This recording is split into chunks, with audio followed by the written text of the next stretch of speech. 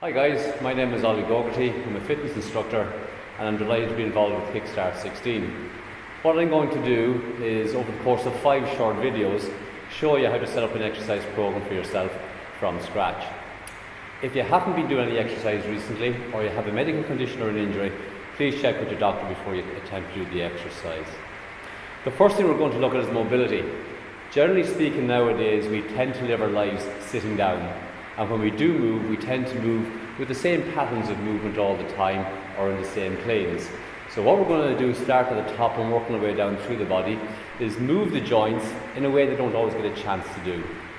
So start with the neck, take up your posture, in a relaxed fashion, shoulders back, head up and the hands face in front. And all you've got to do is turn your head right, left, slowly does it, without forcing it. And you continue to do that for up to 10 and maybe 20 repetitions.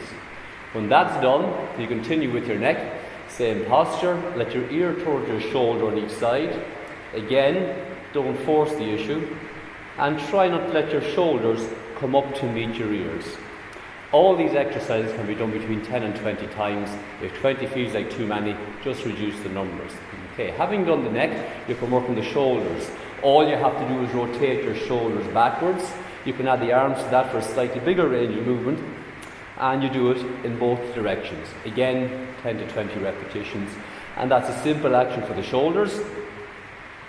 Moving from that, you can go to the back, the mid-back, flex and extend the mid-back. Especially those who sit a lot, it's important to get that extension through your back. In addition to that, you need some rotation. Keep your hips steady and turn your trunk on top of your hips. Do this slowly, and again, don't force it. So you're moving your spine in rotation. Okay, now I'm going to go to the ground for the next one.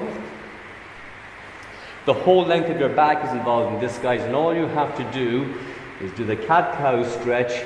You push your back as high as it will go to the ceiling, and you lower it as low as it will go to the floor, keeping the arms straight. And that flexes and extends the spine along its entire length. You can then focus a little bit more on the lower back and the hips by going through that move there. And again, there's 10 to 20 of all these exercises. Having done that, we'll move again through the hips and lower back in the upright position. Keep your shoulders steady, don't let your feet roll, and push your hips out in every direction and go in both directions. Next move, we're going to focus on the hips, the knees and the ankles. We're going to do a side lunge, and as you do this, you keep your knee tracking over your foot, and if I turn my back, you should see that the back does not slouch. Avoid that position there. Head up, chest up, shift your body weight side to side. To focus on the hip on its own, keep the hip and the knee, keep the hip and the shoulder in line, and just take a small step back. It will feel extremely easy to do that. If you want to coordinate that with the hip, the knee and the ankle, take a step back and drop your knee towards the floor. And you can alternate sides on that 10 to 20 times. Next part of this, it's a little bit more challenging. Use a box if needs be. Sit and stand. Sit and stand. It's tremendous mobility for the hips in this, guys, by maintaining that neutral position in your back to help mobilize the ankle, knee and hip with flexion and extension, keeping the back neutral.